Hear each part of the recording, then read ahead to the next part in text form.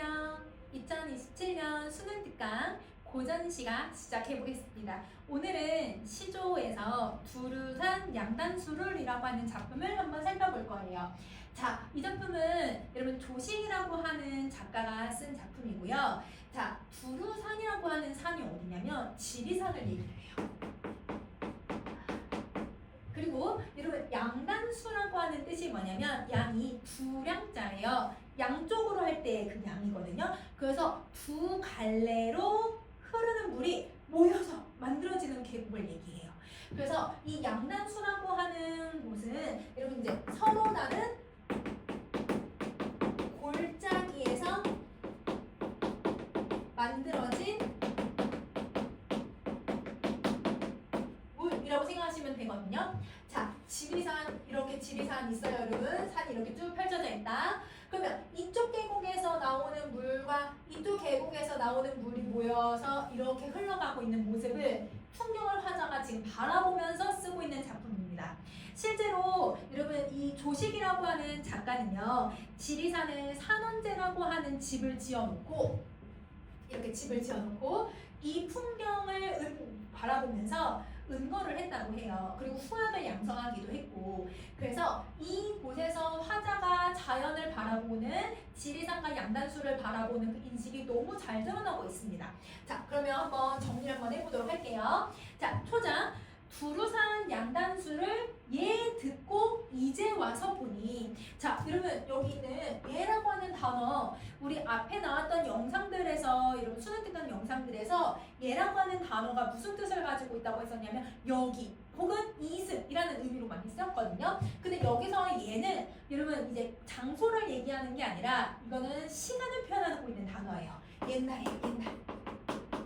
과거죠. 그러면 두루산 양단수, 지리산의 이 아까 선생님 그렸던 그 풍경을 옛날에 듣고 이제 와서 본 거예요. 그러면 화자는 여러분 예전에 내가 들은 거를 현재 와서 경험을 하고 있는 거죠. 자, 그러면 여러분 지금 이 공간의 명성을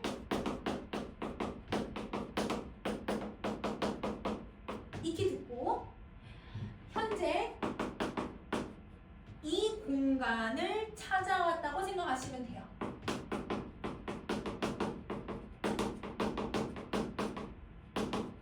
그러면 과거는 듣기만 한 거고, 여러분 실제 현재의 화자가 직접적으로 들은 말을 경험을 하고 있는 거예요.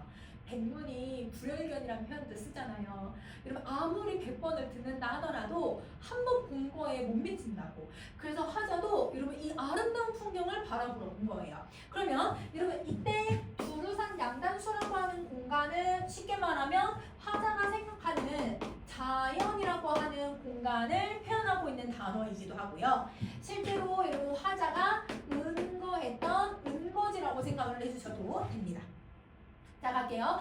도화뜬 맑은 물에 산영조차 잠겼어라. 자, 그럼 보세요. 여러분 지리산 아까 있다고 했죠? 그러면 이쪽 계곡에서 흐르는 물과 이쪽 계곡이 흐르는 물이 만나서 이렇게 계곡이 흘러가요. 근데 이때 여기 옆에 여러분 무슨 나무가 있냐면 복숭아 나무들이 이렇게 있었나 봐. 그럼 복숭아 나무는 여러분 우리 벚꽃이랑 좀 비슷하게 꽃이 피거든요.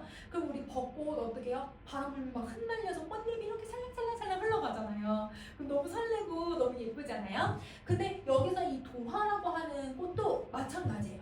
그래서 꽃잎이 이렇게 막 흩날리면서 날아다니는 거야. 이렇게 막 흩날려. 이 풍경을 한번 상상을 해보세요. 너무 아름답겠죠?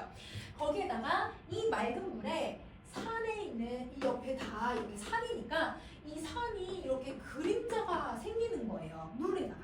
그러면 여러분 물도 계곡도 엄청 클 거고 산도 크니까 이 산의 그림자가 물에 비치고 거기에 벚꽃잎 같은 도화꽃잎이 막 흩날려서 이렇게 떠내려가고 있는 상황인 거죠. 너무 예쁘겠죠? 그 이미지를 생각을 해주셔야 돼요.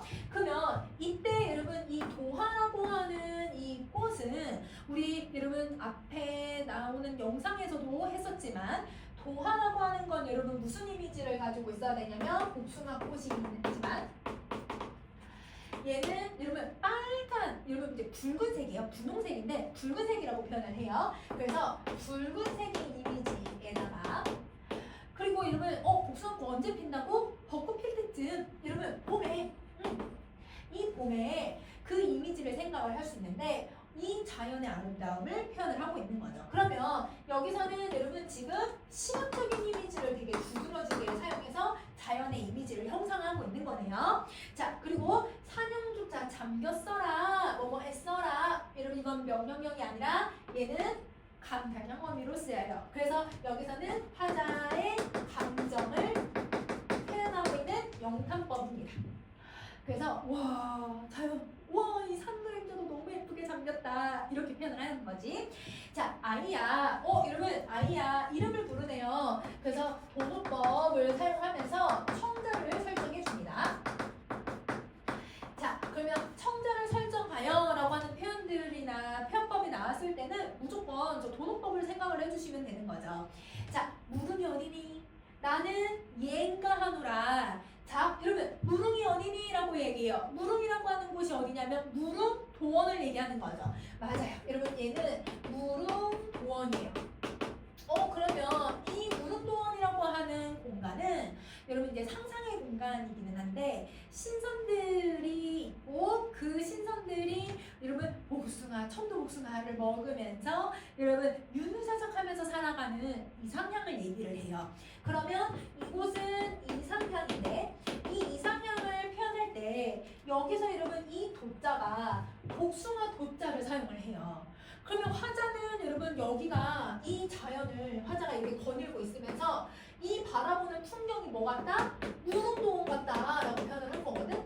그러면 이렇게 이상향 같다라고 표현하게 된 계기가 뭐냐면 이 복숭아 나무 때문인 거예요. 복숭아 꽃을 바라보니까 너무 아름다운 자연도 있지만 복숭아 꽃을 바라보니까 복숭아가 피는 무릉도원을 떠올린 거죠. 그러면 여러분 여기서 이렇게 뭘 하고 있는 거냐면 얘 때문에 이렇게 무릉도원이 떠오르고 있으니까 연상을 하면서 여러분 자기가 바라보는 자연을 표현을 하고 있는 거예요. 자, 그리고 거기다가 무릉도원이 어디니? 질문했죠. 근데 나는 여기라고 생각해. 지가 대답하고 지가 물어보고 이러고 있잖아요. 그러면 여기서는 무슨 표현법을 쓰고 있냐면 문답법을 사용하고 있습니다. 자, 여기서도 여러분 지금 얘라고 하는 단어가 들어가 있는데요. 이때 얘라고 하는 단어는 요 말과 다른 얘죠. 이게 바로 이곳, 여기라는 의미로 쓰고 있습니다. 그래서 나는 이곳이야말로 바로 무릉도원이라고 생각해 라고 얘기를 해주고 있는 거예요. 그러면 화자는 여러분 보고 듣고 했던 이 지리산의 양단수를 여러분 뭐 하고 있는 거냐면 아주 칭찬하는 거죠. 나는 여기가 무릉도원 같다고 생각한다. 이게 바로 칭찬인 거예요. 그러면 화자는 자신이 직접 경험한 바를 뭘 해주고 있냐면 예찬을 해주고 있구나. 이게 정상 태도라고 생각해 주시면 됩니다. 자, 여러분 화자는요. 여러분 이 아름다운 지리산을 바라보면서 와, 이곳은 내가 봤을 때 정말 무릉도원에 버금가는 아름다운 공간이야. 이렇게 생각하면서 이곳을 예찬을 하기 위해 시각적인 이미지와 연상법을 사용하고 문답법을 사용하면서 작품의 두드러지는 특징들을 드러내고 있습니다. 자, 그러면 여러분 이 작품 정리 다 하셨죠? 그러면 여기서 우리가 조금 정리할 내용들을 한번 볼게요, 여러분. 자, 우선은 여러분 여기에 쓰여있는 표현법 다시 중요한 내용들을 정리 한번 해보면요. 자, 이 작품 같은 경우는 여러분 영탄법 사용한다. 그래서 여러분 아라어라가 나왔다고 해서 무조건 명령형 이게 아니라 문맥에 따라서 여러분 영탄법으로 쓰일 수 있는데 대부분 이제 형용사랑 여러분 아라어라가 쓰이면 그러면 무조건 영탄법이라고 생각해 주시면 돼요. 감탄형 어미로 쓰인 거예요. 자, 그 다음에 두 번째 여러분 문답법을 사용해서 화자가 어떤 태도를 갖고 있는지 강조해 주고 있고요.